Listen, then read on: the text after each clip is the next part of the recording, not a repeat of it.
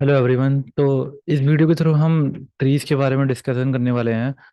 Trees क्या होते हैं? अगर मैं लास्ट ईयर पेपर्स की बात करूं तो अभी इनफ कंटेंट नहीं, क्योंकि एमसीएस जो 212 है उसके अंदर वो अभी अपडेट हुआ है। तो उसका जो एग्ज़ाम है वो अभी आई थिंक 3 से 4 बार ही हुआ है। तो अभी मेरे पास इनफ कंटेंट भी नहीं है कि इसके ऊपर ट्री के ऊपर क्वेश्चन आंसर निकाल लिए जाएं। तो अभी जो क्वेश्चन आ रहे हैं वो आप देख लो यहाँ पर किस तरीके से आ रहे हैं। मैंने आगे लगाए भी है, वो भी हैं। इन फ्यूचर जब हमारे पास कंटेंट हो जाएगा तो हम वैसे भी क्वेश्चन आंसर देखेंगे, ठीक है। तो बात करते हैं कि ट्रीज क्या होते हैं। तो ट्री एक कनेक्टेड ग्राफ होता है।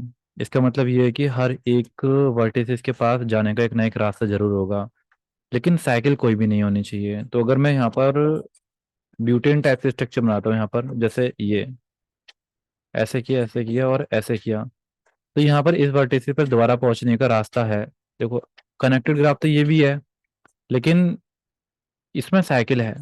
साइकिल कैसे? इस वर्टिसेस पे आप घूम फिर के वापस आ सकते हो कई सारे रास्ते से। तो साइकिल नहीं होनी चाहिए अगर वो ट्री है तो, लेकिन हर एक वर्टिसेस के पास जाने का रास्ता जरूर होना चाहिए लीफ वर्टिसेस से। आप जैसे कि यहाँ देख सकते हो कि ये है, यहाँ से मैं यहाँ पहुंच सकता हूँ, ठीक है। लेकिन दूसरा रास्ता अपनाते हुए मैं इस पे दोबारा नहीं पहुंच सकता, ठीक है। हर एक वर्टिस पर जाया जा सकता है। देख सकते हो आप यहाँ पर जितने भी बने हुए डायग्राम्स यहाँ पर ये। और अगर इसके कुछ इम्पोर्टेंट पार्ट्स की बात करी जाए तो ट्री या फिर जनरल ट्री जो होता है ग्राफ थ्योरी के अंदर, वो एक नॉन एम्प्टी फाइनाइट सेट होता है। नॉन एम्प्टी फाइनाइट सेट का मतलब ये हुआ है कि अगर आप उसके अंदर नहीं लिखना स्टार्ट करोगे तो ऐसा नहीं कि वो फाई आएगा, बट उसके अंदर समथिंग कुछ ना कुछ जरूर होगा। कभी भी वो एम्प्टी नहीं हो सकता और लिमिटेड होगा, ऐसा नहीं कि इनफाइनाइट होगा। वर्टिसेस का सेट होगा और नोड्स भी बोल सकते हैं, जिनकी प्रॉपर्टी होगी कि हर एक नोड की कम से कम डिग्री 1 तो होनी चाहिए।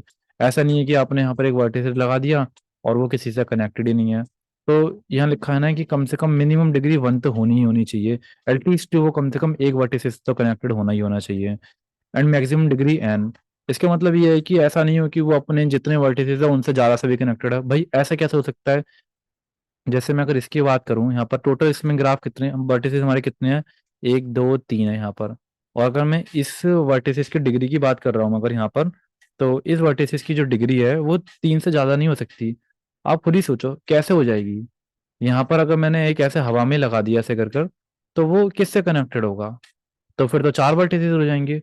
तो जितने वर्टिसेस हैं हमारे पास उनसे ज्यादा डिग्री नहीं होनी चाहिए। तो मैक्सिमम डिग्री हमारे पास एन ही आनी चाहिए।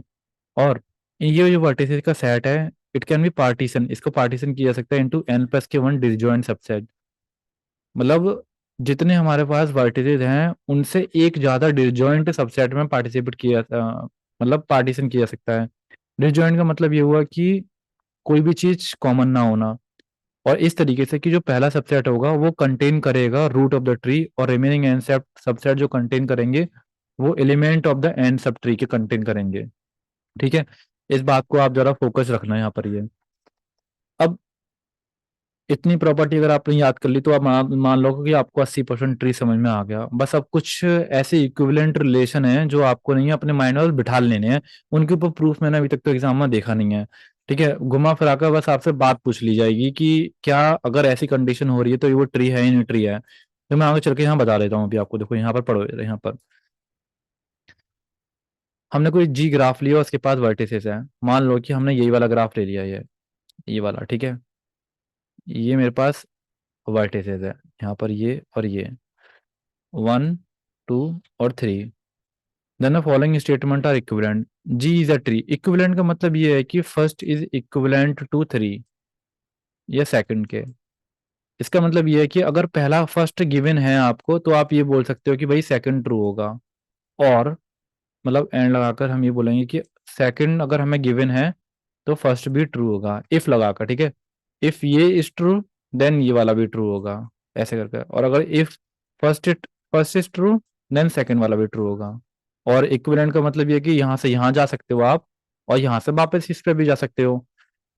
तो if G is a tree then G की डेफिनेटली कोई साइकिल नहीं होगी। देखो यहाँ पर आप ये, अगर जी ट्री है तो इसकी कोई भी साइकिल नहीं होगी। If if G is a tree then G has no cycle. And हम ये भी बोल सकते हैं इसकी n-1 एजेस होंगी। n- के मतलब अगर हमारे पास कितने वर्टिसेस हैं, एक दो तीन चार है ना, चार अगर मेरे पास वर्टिसेस हैं, तो चार वर्टिसेस को हम कनेक्ट कर सकते हैं एक दो तीन, तीन एजेस से कनेक्ट कर सकते हैं। देखो इससे ज्यादा नहीं होनी चाहिए, यानी कि चार माइनस के वन एजेस होनी चाहिए हमारे पास, यानी कि थ्री एजेस होनी चाहिए। ये बात समझ में आ गई आपको ये वाली है। अभी मैंने इसका किया है। अब फर्स्ट से मैं थर्ड पे भी पहुंच सकता हूँ, मतलब फर्स्ट और जो थर्ड है मेरे वो भी इक्विवेलेंट है। देखो बुक में आपकी ना इसका ना प्रूफ भी दे रखा है, लेकिन अभी मैं जहां तक देखा हूँ पेपर, उसमें प्रूफ नहीं आ रहा। बस आपको ना इसका नॉलेज होना चाहिए। इनकेस अगर मुझे लगा भी ना कि अगर प्रूफ आएगा तो मैं इसकी वीडियो डाल दूंगा इसके अंदर, ठीक है। बट अभी आप इसको पढ़ते चलो, टाइम वेस्ट मत करो जा रहा है इसके अंदर, क्योंकि इन ट्रीज ग्राफ से ज्यादा क्वेश्चन नहीं बनेंगे आपके। बेसिकली एमसीएस 013 वाला जो पार्ट था ना पहले, उसी से ज्यादा बनेंगे। धीरे धीरे करके डेवलपमेंट हो रहा है, तो इसमें भी वो धीरे धीरे करके क्वेश्चन आंसर लेकर आएंगे। ओके, अगर जी ट्री है तो डेफिनेटली जी कनेक्टेड होगा। इसका मतलब ये है कि हर एक वर्टिस के पास जाने का एक ना एक रास्ता जरूर होगा। और अगर जी ट्री है तो आप ये भी बोल सकते हो कि मिनिमम डिग्री हर एक वर्टिसेस की वन होगी, मैक्सिमम डिग्री हमारी कितनी होगी उसकी, मैक्सिमम डिग्री एन ही होगी। ये भी बात बोल सकते हो आप ये। And every edge is a bridge, और हर एक एज ब्रिज होगी। इसका मतलब अगर उसे कनेक्ट हटा दिया जाए तो ग्राफ डिस्कनेक्टेड हो जाएगा। याद आ रही है नहीं याद आ रही है वाली बात। मतलब एक ही रास्ता हमारे पास एग्जिस्ट करता है, इसको अगर मैंने इस लाइन को हटा दिया यहाँ से, तो भाई ग्राफ डिस्कनेक्टेड हो जाएगा। ऐसा कुछ नहीं है कि इसके पास एक और रास्ता यहाँ से एग्जिस्ट करता हो, यूं कर कर ऐसे कर कर, ना, ऐसा नहीं होगा। ठीक है, तो फिर ये साइकिल हो गई भाई, यहाँ से लेके यहाँ तक यूं गए, फिर घूम के हम यहाँ पर पहुंच गए। तो लेकिन साइकिल होगी तो वो ट्री नहीं होगा, ट्री है तो साइकिल नहीं होनी चाहिए।